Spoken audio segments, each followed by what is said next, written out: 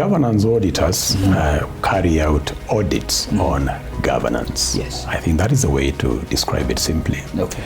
They do an independent assessment of organizations in terms of their governance practices, their systems, their practices, their procedures, to find out how effective those governance practices are, and to help organizations to improve on their governance practices.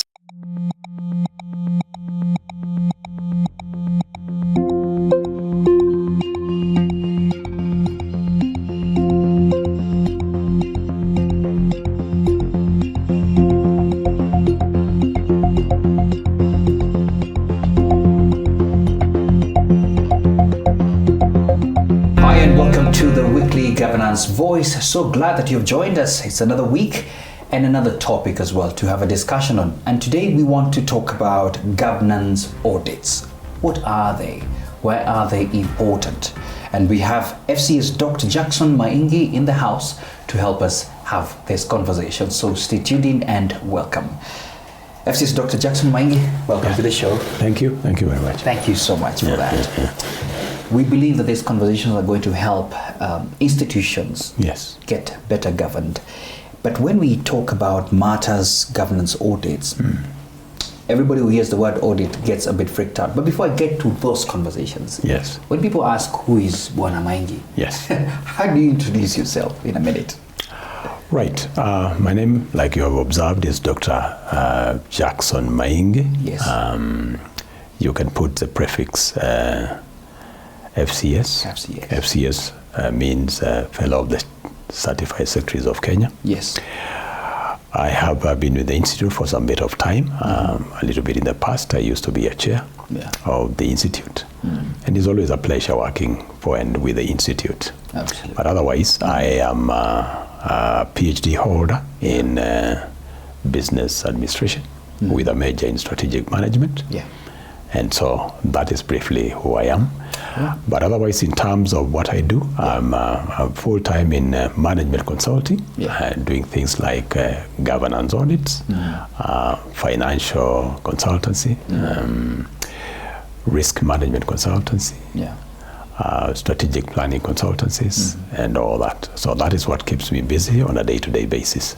Okay. Thank you so much for that. Yes. Let's get back to the conversation on governance audits. And I want you to help us by explaining what governance auditors do, especially when it comes to matters corporate secretaries and, in plain those conversations on governance audits. What do they really do?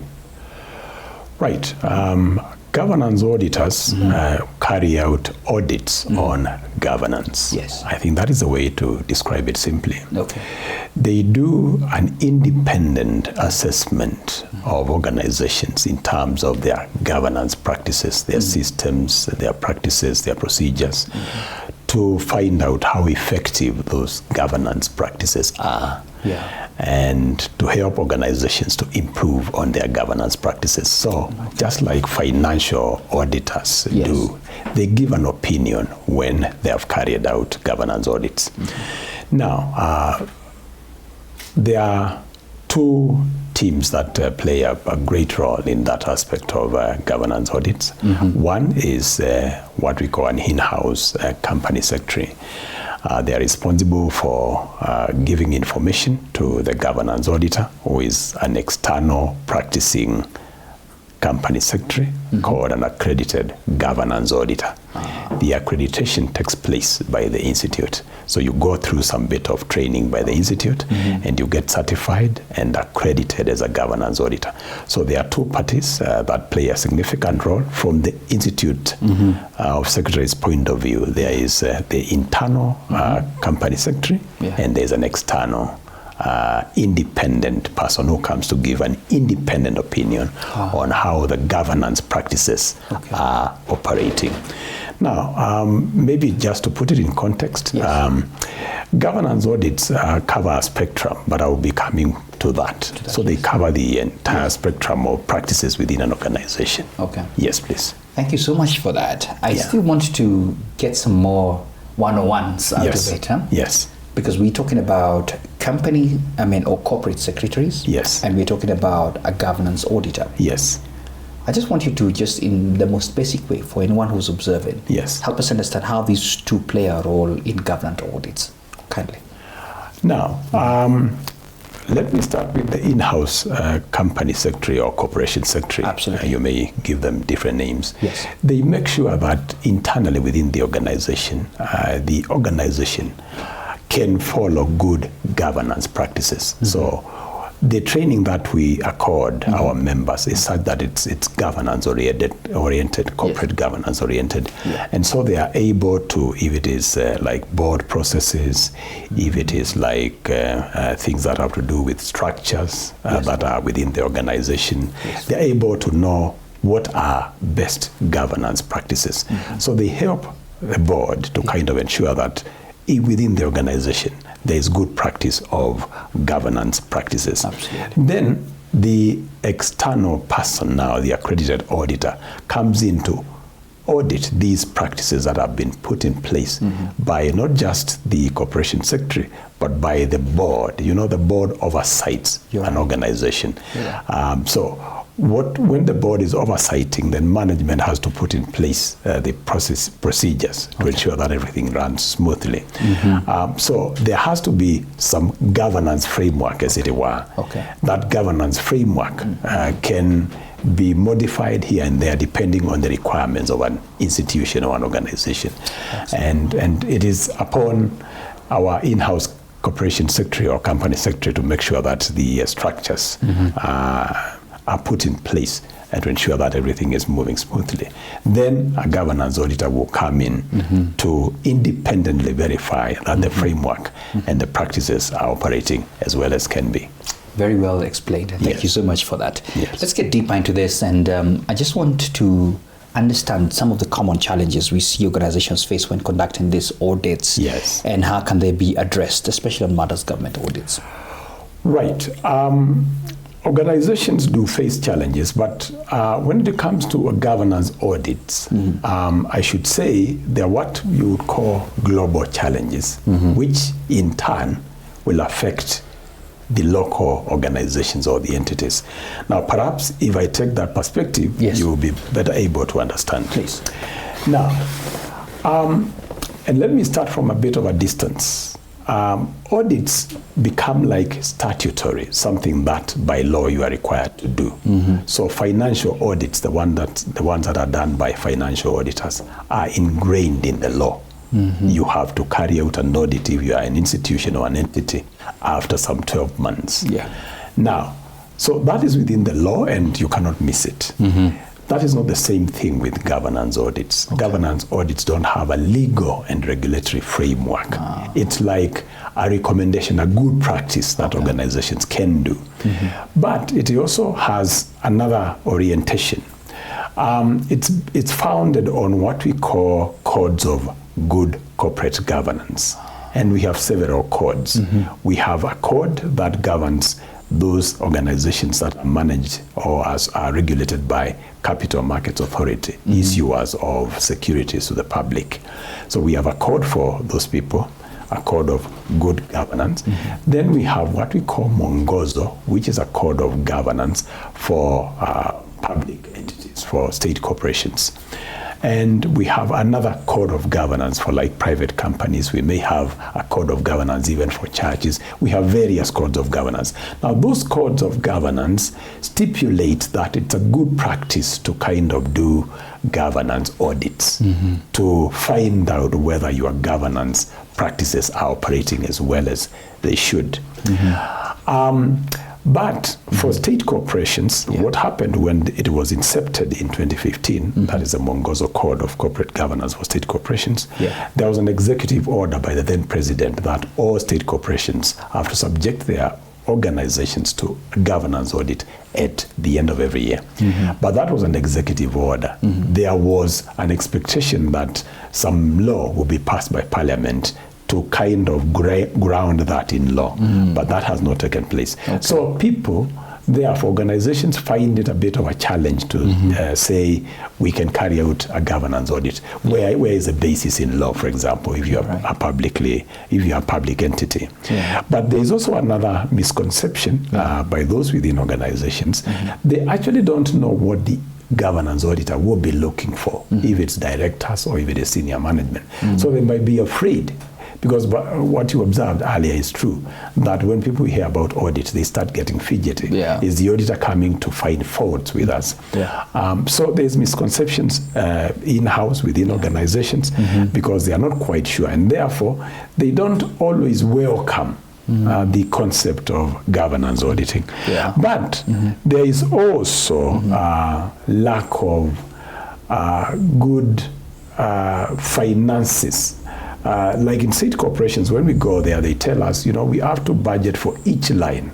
Yeah. And so this governance auditor who is to come to be paid, where will the funds come from? So organizations will struggle with that if they're in state corporations. Okay. And so we have seen that as a challenge that has gripped those people. Okay. Now, so again, there has been lack of what I would call uniformity in the application of standards and procedures amongst the accredited or the approved auditors.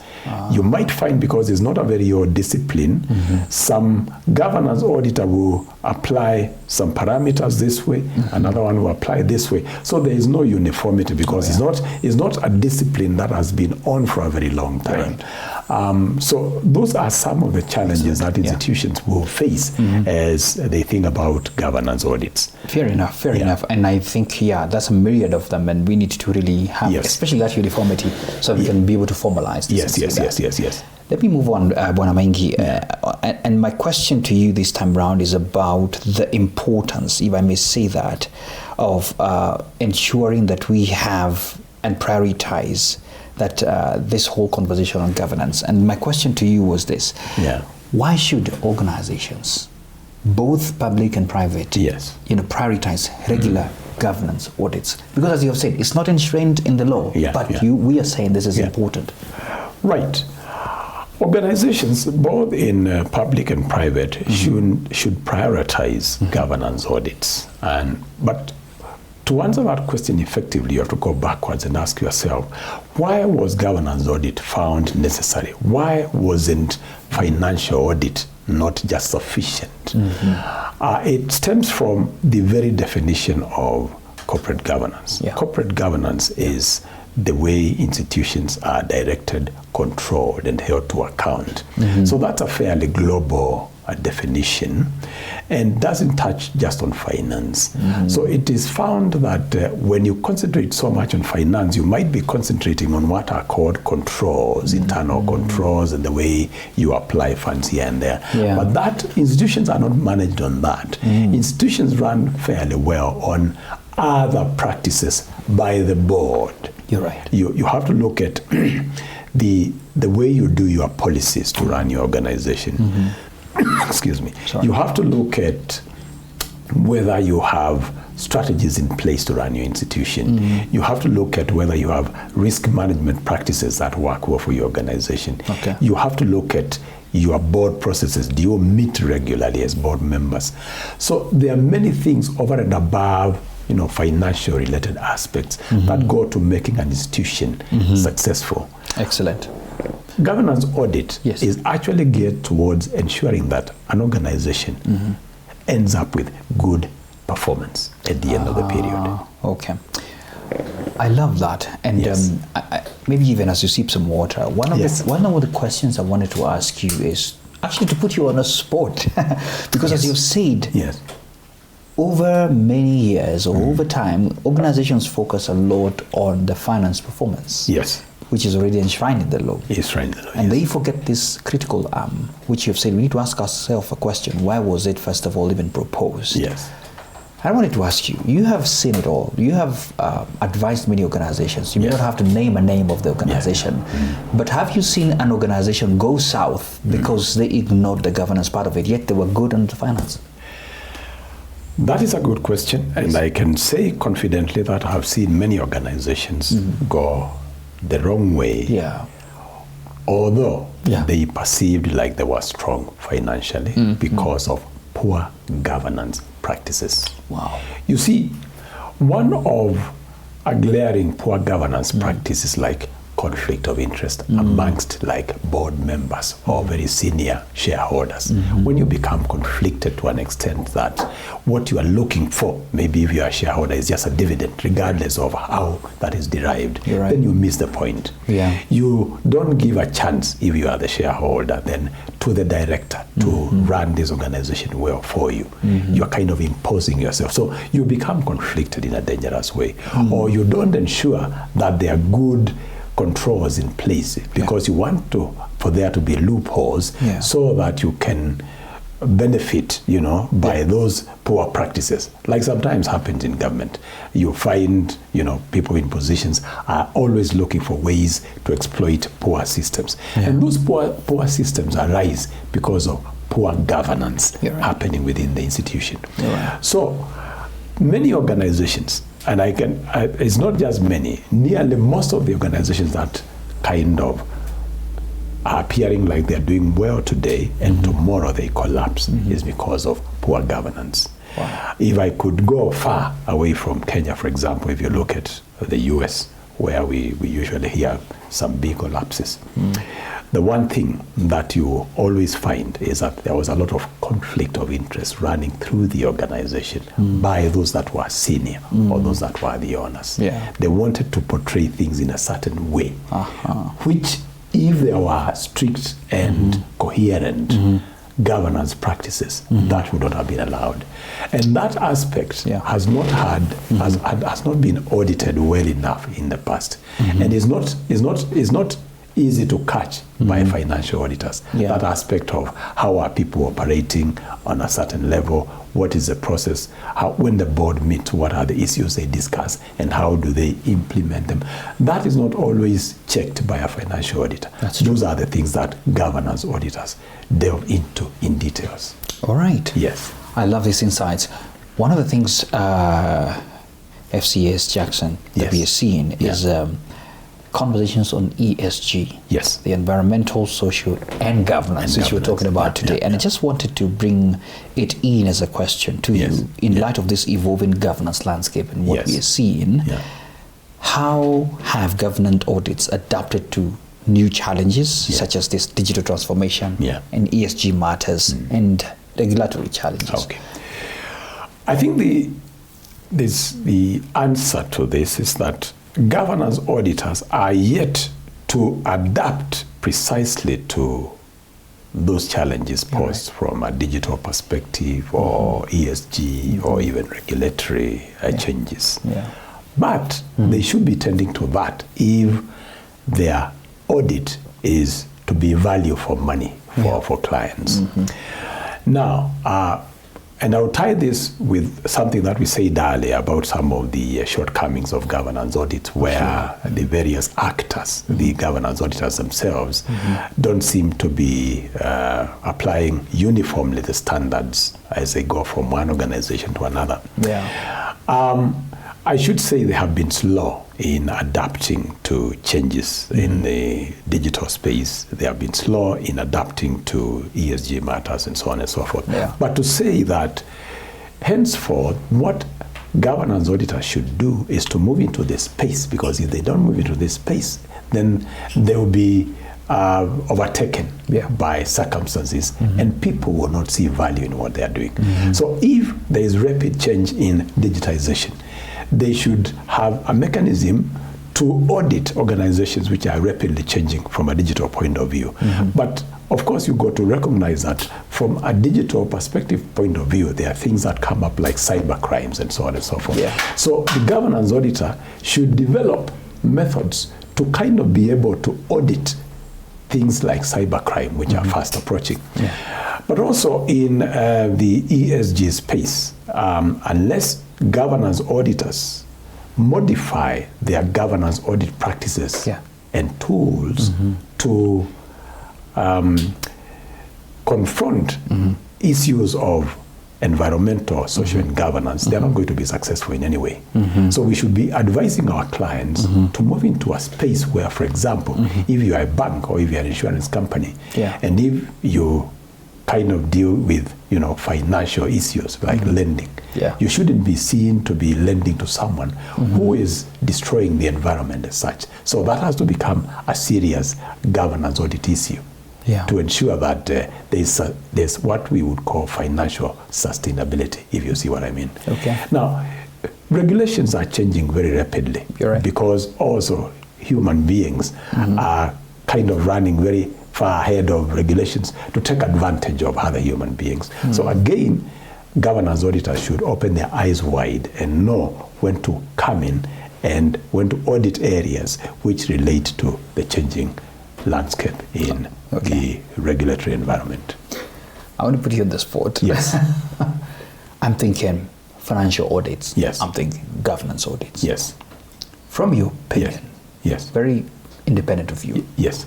which one do you think a corporate should probably prioritize as a first thing? Yes. Actually, to be honest, talking from the bottom of my heart, Yeah. what organizations should prioritize is governance audit. But because it's not ingrained in the law, corporates would not see the value in it. So they will say what is ingrained in the law is what we're going to do. And so they do financial audits. Yeah. But because they do financial audits, they will encounter the same difficulties that they have encountered in the past over and over again because of the lack of embracing governance audits. Okay. My prayer would be that the eyes and ears of those that run corporates will be opened so that they can see the value that governance audits would add to the institutions. Because as we talk now, except for listed companies in the stock market, which have embraced governance audits to an extent, state corporations are still lagging behind. Some have embraced, but not very many. But like I've said earlier, there are budgetary constraints for state corporations. And so they find that government will not afford them a budget line, and so they'd better just cut that off and do financial audits, which are mandatory to do. I love that. Yes. As we come to a close, Dr. Jackson, one of the things I wanted to ask you to do is, to help our viewers see it, really practical. Yes. And I'm sure in your course and in your journey of, helping people get into the governance audits and do them well, effectively, you have seen one institution, probably that was just down there, wondering what to do. You came in. Let me call you the governance doctor. And you came in there and diagnosed what they needed to do, and they got out of the critical position. Could you care to give an example? I'll give an example, but I will not quote institutions because of the client, whatever relationship. I have dealt with some institutions and pointed out some defects in their structures, for example, board structures, even management structures, the way they would give terms to their board members, give terms to their CEOs, and so on and so forth. And when they saw that they were following a path which was not quite effective, they actually changed. And I was very happy because they changed for the better.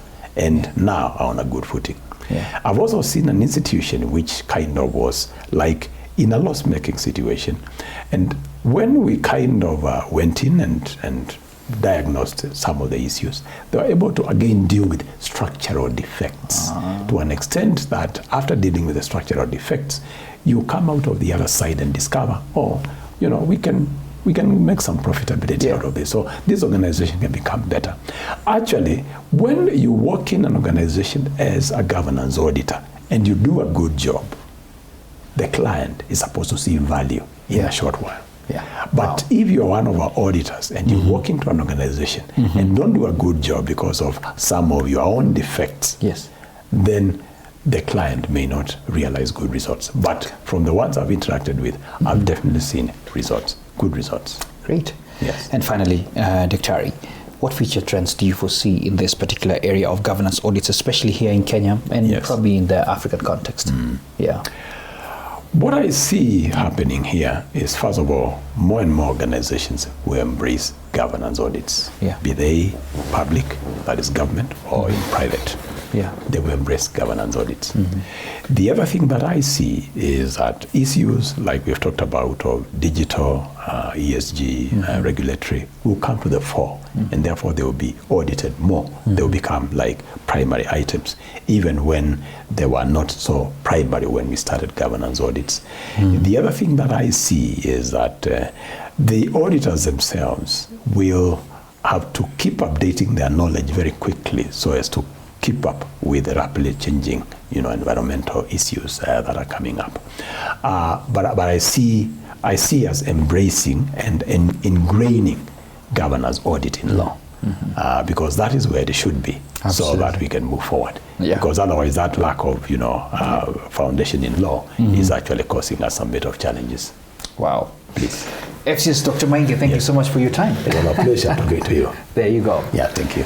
There you have it, FCS Dr. Maingi, and very quite strong, saying, what, governance audits should be in the law. And actually I agree with him. If it is what he believes is the first thing first, then why not be ingrained in the law? Thank you so much for your time right here on the Weekly Governance Voice. See you next week.